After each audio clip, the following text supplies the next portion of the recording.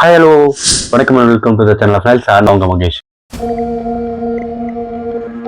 In this episode Feb 28 evening release ஆன good bad அக்லியோட teaser கட்டை celebrate பண்ண போறோம். அதுதான் இந்த வீடியோ, வாங்க பார்க்கலாம். இந்த டீசர் இது வரைக்குமே நான் கிட்டத்தட்ட ஒரு 50 டைம்ஸ் மேல வாட்ச் பண்ணிருக்கேன். ஏன்னா அதோட கட்டும் அதோட பிஜிஎம் ஸ்கோரும் அதோட விஷுவல்ஸும் ரொம்பவே இம்ப்ரெசிவா இருந்தது. ஆதிக் ரவிச்சந்திரனோட எல்லா படத்தோட டீசர் கட்டுமே மாஸா இருக்கும். அதுலயும் மார்க் ஆண்டனி டீசர் எல்லாம் அப்படியே தெரிச்சிருச்சு. அப்பயே முடிவு பண்ணிட்டோம் மார்க் ஆண்டனி பிளாக் மஸ்டர் அப்படின்றது. அதுக்கப்புறம் எடுத்திருக்க படம் தான் குட் பேட் அக்லி. இந்த குட் பேட் அக்லி வந்து ஏகேவோட படம். ஏகேவை ரொம்ப வருஷமா நம்ம பார்க்காத கெட்டப் எல்லாம் இந்த படத்துல வருது. கரெக்டா சொல்லணும்னா வேதாளத்துக்கு அப்புறமா நம்ம ஏகே வந்து ஒரு மாசா ஒரு கிளாஸா பயங்கரமான கேங்ஸ்டரா இந்த படத்துல நம்ம பார்க்க போறோம். ஏகேவே ஒரு புது கேங்ஸ்டரா காட்டினாலே வேற ரகமா இருக்கும். ஆனா இதுல அவர் வில்லத்தனமா பண்ண கேரக்டரோட ரெஃபரன்ஸ் எடுத்து இந்த படமே உருவாயிருக்கு போல. இந்த டீசர் முழுக்கவே ரெஃபரன்ஸ் ஒரு கிளாசிக்கான ரெஃபரன்ஸ். பில்லா ஏகே படியில இருந்து நடந்து வர சீனு, அந்த ரெஃபரன்ஸ் எல்லாம் பயங்கரமா இருக்கு. அதே மாதிரி இன்னொரு சீன்ல ஒரு கண்டெய்னரா இல்ல அது ஒரு ரூமா தெரியல கன்ஸ் எல்லாம் அடுக்கி வச்சிருப்பாங்க. அதுவும் வந்து பில்லாவோட ரெஃபரன்ஸ். அதுக்கப்புறம் அது அப்படின்றது அதுவும் ஏகேவோட ரெட் படத்துல வர ரெஃபரன்ஸ் தான். அதே மாதிரி பபுள் கம் போட்டு இது பண்ற மாதிரி ஒரு சீன் வரும். அது வந்து வாலி படத்துல வில்லன் பண்ற ரெஃபரன்ஸ். ரெண்டு படத்தோட ரீமேக் ரைட்ஸையும் வாங்கி இந்த படத்துல வந்து இது பண்ணிட்டு இருக்காங்க. இன்னொன்னு பயங்கரமான ஒரு விஷயம் என்னன்னு கேட்டீங்கன்னா, கொரியன் படத்தை ரீமேக் பண்றாங்களா இல்ல இன்ஸ்பயர் பண்ணி அந்த சீன்ஸ் எல்லாம் வச்சிருக்காரா தெரியல ஆதிக்.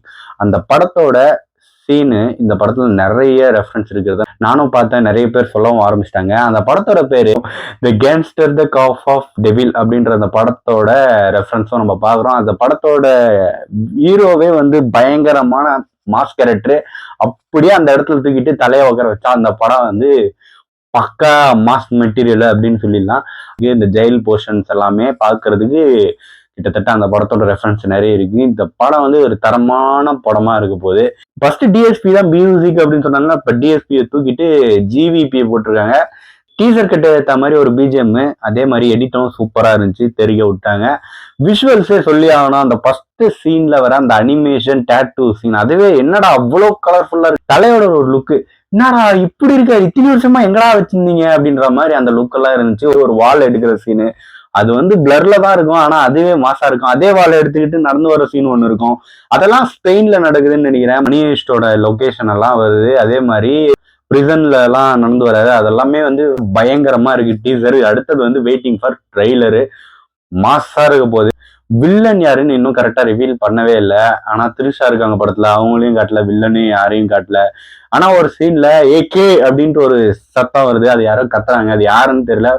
பட் வாய்ஸ் கேட்கறதுக்கு எஸ்ஜே சூர்யா வாய்ஸ் மாதிரி இருக்கு. பட் ஆனா அதுல இந்த படத்துல எஸ்ஜே சூர்யா இல்லைன்ட்டு நிறைய இடத்துல கன்ஃபார்ம் பண்ணிட்டாங்க. அதனால எஸ்ஜே சூர்யா இருக்க வாய்ப்பு இல்லை. பட் ஆனா வாய்ஸ் கிட்டத்தட்ட சிமிலரா எஸ்ஜே சூர்யா வாய்ஸ் மாதிரியே இருக்கு. அது யார் கத்தனா அப்படின்றது தான் தெரியல.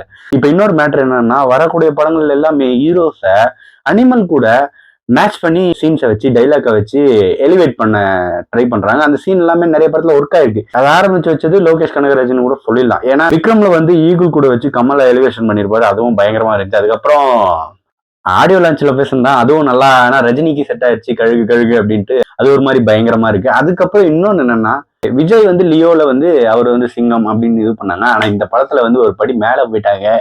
ஏகே வந்து த ரெட் டிராகன் அப்படின்னு சொல்லி இன்ட்ரடியூஸ் பண்றாங்க. பயங்கரமா இருந்துச்சு. அதே மாதிரி இன்னொரு சீன்ல பின்னாடி டார்க் அப்படின்ட்டு இருக்கும். அந்த டார்க்ன்ற சீன்ல லைட் பிளிக்கரிங் ஆகிட்டே இருக்கும். அதுல ஒரு டைம்ல ஏகே மட்டும் நிக்கிற மாதிரி எல்லாம் டிசைன் பண்ணிருப்பாரு. அது நல்லா இருந்துச்சு. அதே மாதிரி எனக்கு தெரிஞ்சு ஆதிக் ரவிச்சந்திரனோட ஃபோட்டோ என்னன்னா, செட்டுக்குள்ள வச்சு அதகலம் படுத்துறது தான் ஆதிக்கோட ஸ்டைலு. அது இந்த படத்துல ஒர்க் ஆகும்னு நினைக்கிறேன். பட் ஆனா நிறைய சீனு லைவ் லொகேஷன்லயும் இருக்கு. அது எப்படி இருக்க போகுது அப்படின்றத பாக்குறதுக்கு ஈகர்லி வெயிட்டிங். இந்த படம் வந்து பக்கா மாஸ் மசாலா கமர்ஷியல் படமா இருக்கு.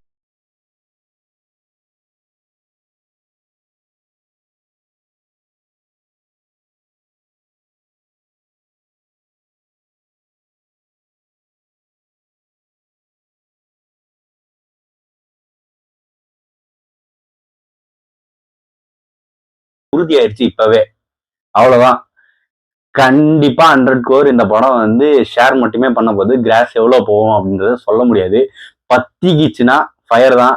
லாஸ்ட் டைம்ல போட்ட பாட்டெல்லாம் போட்டு இந்த படத்தோட இது கட்ஸ் எல்லாம் வச்சு எடிட்டிங்ல வந்து வேற ரகம் தெரிய விட்டுக்கிட்டு இருக்காங்க. இதுல வேற அதே டேட்ல இட்லி கடை அப்படின்னு சொன்ன உடனே பசங்க இப்ப இந்த டீசரை பார்த்த உடனே ஃபயர் ஆயிட்டானுங்க. இட்லி கடையை ஓட விட்டு அடிச்சுக்கிட்டு இருக்காங்க. என்ன பண்ண போறானுங்கன்னு தெரியல.